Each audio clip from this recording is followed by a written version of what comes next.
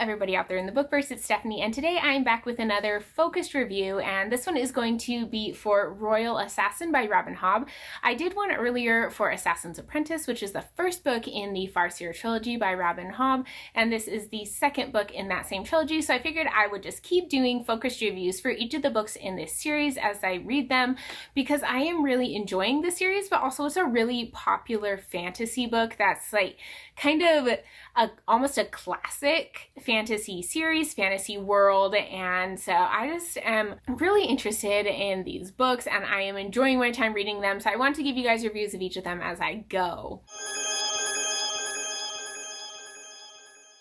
If you're new to my channel, welcome. Thank you so much for watching my videos. If you'd like to see more from me, definitely hit the subscribe button down below and the bell icon so you'll be notified when I post new content.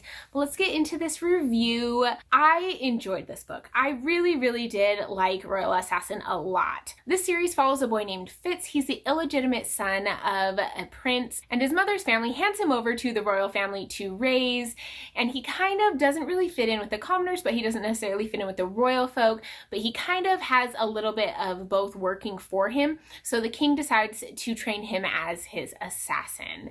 And the first book is really a lot about a coming of age story for Fitz. It starts with him as a really young boy and then goes until he's a teenager. And then this book picks up pretty much where the last book left off, and Fitz is, I believe, 15 at the beginning of this book.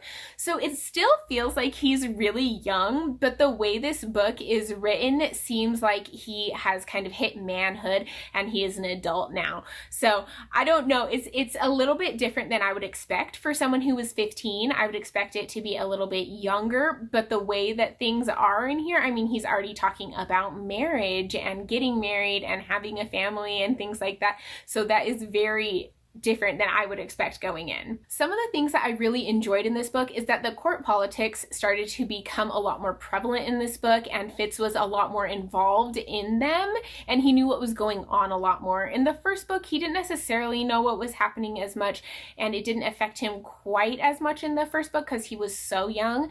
But now he is really involved in them and they're affecting his life, and he is trying to navigate this world that he doesn't really know how to, because he wasn't really trained that way growing up. He was raised as kind of a stable hand and not as a prince, but he is in this position where he does hold power and he is an influencer in this kingdom, and not in a very open and obvious way, but in a more behind the scenes way.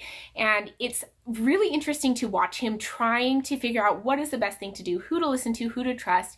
And that part of it I really enjoyed and thought was excellently done in this book. I also think the pacing was really well done in this book. I know that people complain that the first one is a little slow. I didn't feel that way personally, but this one, it definitely picks up. There's a lot more action here. Things are going on a lot more, and you're not just as in Fitz's life and his everyday kind of day-to-day things that he does. And these things are happening. There is a lot going on. I mean, there's battles and there's magic stuff and there is journeys and just so many things are happening in this book. So this is a lot more fast-paced and there is definitely a lot more action in here. The character development in this book is also excellent. I love so many of the characters in this series. Fitz is amazing. I love him. I know that he has his flaws and his issues, but he is such a fun character to follow, and I have really enjoyed him in these two books. I like to see him grow and change and learn and become smarter, because he does some really dumb things and he has to learn from stuff. So I do love Fitz's development, as well as the development you see in a lot of the other characters, a lot of the side characters. I thought that was really interesting as well.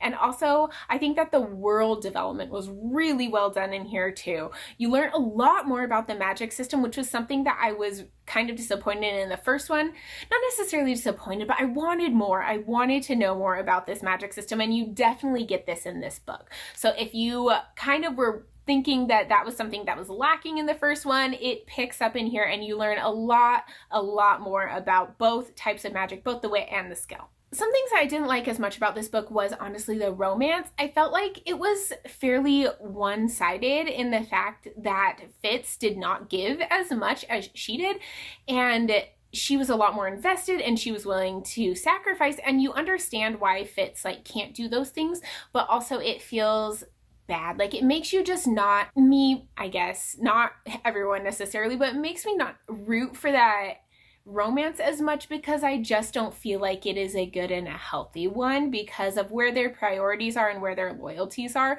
So that was something I struggled with. I wasn't invested in the romance, and it actually became kind of a big part of this book. Also, I found some of the characters very frustrating, some of the things that they were doing, and when they would just be like, yeah, trust me, it's gonna work out, and then things were not working out. Like, things went downhill in this book. It would just like became a mess, and everything was just crazy, and it just was not working out, and people were making these decisions that I didn't like, I didn't agree with, and people just frustrated me so much in this book. So that was also something that I guess makes me very invested in the book, but also drives me nuts about the book. And one of my biggest complaints about this book is I didn't really like the bad guy of this book.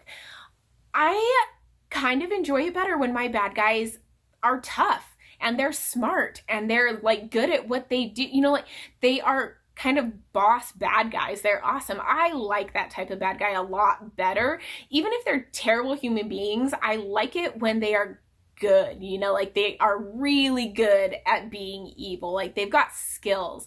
I don't like the slimy bad guys, you know, those kind of sneaky, weak, cowardly bad guys who kind of hide behind people and try to sneak things in behind, and they just try to undermine things in kind of a cowardly, sneaky way. That does not really hit home with me.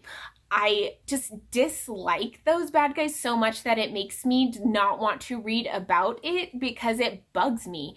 And I think that was my biggest issue with this, is the bad guy was just kind of a lame loser that I hated.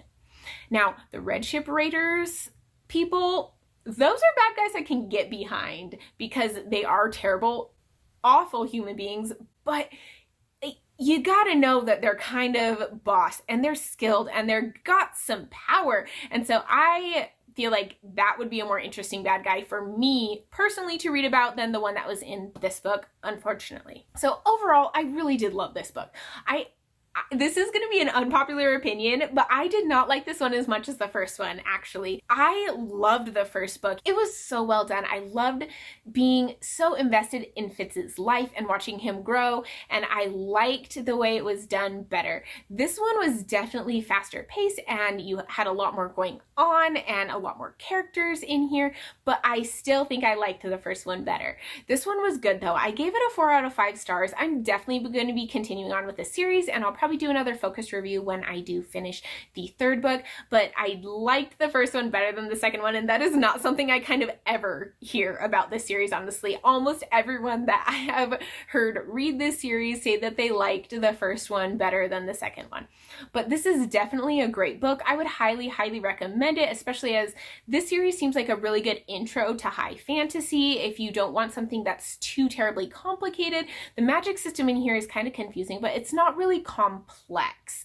It doesn't have hard, fast rules that you have to kind of figure out and that type of thing. So I think this is a really good one to get into. Also, the court politics I feel like are very easy to understand. They're straightforward. I'm not really confused about who's who and what's going on. Characters aren't introduced so quickly and so much that you can't keep track in this book. So this is a great book. I highly, highly recommend this series, and I cannot wait to get on to the third one. I want to see how this ends. I want to see what happens with Fitz, and I want to see what happens with everyone in this book. It's just, this left off on such a cliffhanger that I really want to get into it. And then I'm going to jump into the Live Ship Traders series, which is the trilogy that is in the same world but is not necessarily sequel to these books. So let me know down below if you have read this book, what your thoughts are on it, or if you are planning on reading it, let me know.